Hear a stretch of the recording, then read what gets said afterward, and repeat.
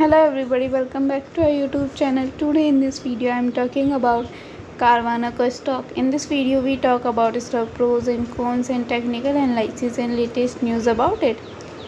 Stock is trading at 34.27 US dollar with 4.16.37% positive in a day. We can easily see stock was volatile for a day. The volume of stock was recently at all-time highs, so the fundamental stock is much pretty better than other penny stock. Before buying and selling the stock, please consult your financial advisor. Today's video is done. Thanks for watching. Please subscribe my YouTube channel and like the video, and also comment all related queries.